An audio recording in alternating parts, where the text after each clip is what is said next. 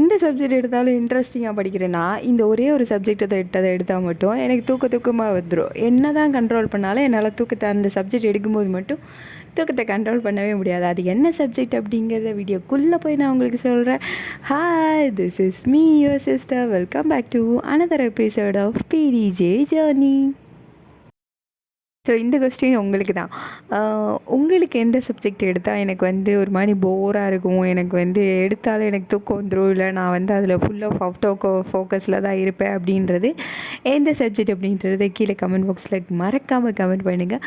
என்னோடய வீக்கான சப்ஜெக்ட், நான் எந்த சப்ஜெக்டில் வீக்கு அப்படின்னு கேட்டால் நான் அடித்து சொல்லுவேன், ஆணித்தரமாக சொல்லுவேன், தமிழ் மட்டும்தான். தமிழில் நான் ரொம்ப ரொம்ப ரொம்ப ரொம்ப ஒஸ்ட்டு.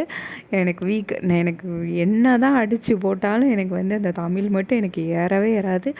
அது எப்படி படித்தாலும் மறந்து போயிடுதுங்க. நான் என்ன தான் பண்ணுறதுன்னு எனக்கே தெரியல. அதனால் நான் என்ன பண்ணுறேன் அப்படின்னா, ஆல்ரெடி நம்ம டெஸ்ட் பேட்ச் சேர்ந்துருக்கோம் இல்லையா குருநாத்தில். ஆல்ரெடி எக்ஸாம்லாம் நான் முடிச்சிட்டேன். அப்போ நான் என்ன பண்ணிட்டேன் அப்படின்னா, இதை நம்ம இப்படியே விட்டோம் அப்படின்னா, ஏன்னா நமக்கு 100 மார்க்ஸ் நமக்கு எலிஜிபிலிட்டியில் வேணும். 100 மார்க்ஸில் 40 மார்க்ஸ் தான் வேணும். இருந்தாலும் கொஞ்சமாச்சும் எடுக்கணும். அதுவும் போக 10 மார்க் கிராமர் நமக்கு சைக்காலஜி ரீசனிங் அந்த 40 கொஸ்டின்ஸில் அதில் வேறு ஒரு 10 மார்க் வரும். அப்படின்றப்ப நம்ம இதை அவ்வளோவா ஈஸியாக தூக்கி கொடுத்துடக்கூடாது. 10 மார்க் நம்ம அவ்வளோ ஈஸியாக விட்டுறக்கூடாது. அப்படின்றதுனால தான் நான் என்ன பண்ணிட்டேன் அப்படின்னா, ஆல்ரெடி டெஸ்ட்டு அடிச்சிட்டேன். அது போக டெஸ்ட் அடித்து இப்போயும் ஒரு 1 வீக் இருக்கும். அப்புறம் நம்ம இதை எப்படியே விட்டுட்டோம் அப்படின்னா நமக்கு மறந்து போயிடும். அப்படின்றதுனால நான் என்ன பண்ணிட்டேன் அப்படின்னா, அந்த கொஸ்டின் பேங்க் அந்த இது இருக்கும் இல்லையா, டெஸ்ட் பேட்சோட அந்த கொஸ்டின் பேப்பர், அதை உட்காந்து சும்மா ஒரு வாட்டி ரீட் அவுட் போயிடுவோம், இது ஒரு ரிவிஷன் மாதிரி ஆகிக்கிறோம் அப்படின்னு.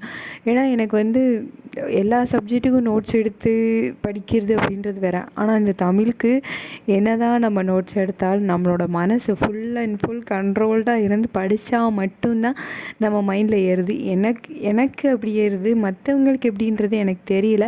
உங்களுக்கு எப்படி அப்படின்றது கீழே கமெண்ட் பாக்ஸில் சொல்லுங்கள். நான் அதை பார்த்து தெரிஞ்சுக்கிறேன்.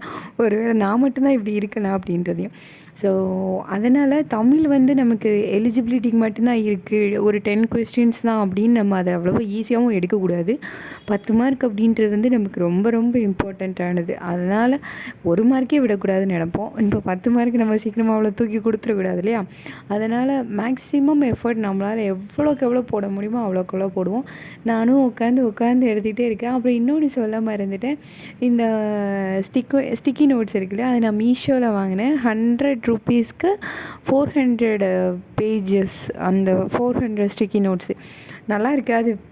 அது புதுசாக வாங்கினதுனால என்னன்னு தெரியல, அதை ஏதாச்சும் படிக்க உட்காரும்போதே அதை எடுத்து அந்த இதில் புல் அவுட் பண்ணி எழுதி ஒட்டி வச்சாதான் மனசுக்கு ஒரு மாதிரி சாட்டிஸ்ஃபேக்டரி லெவலாக இருக்குது.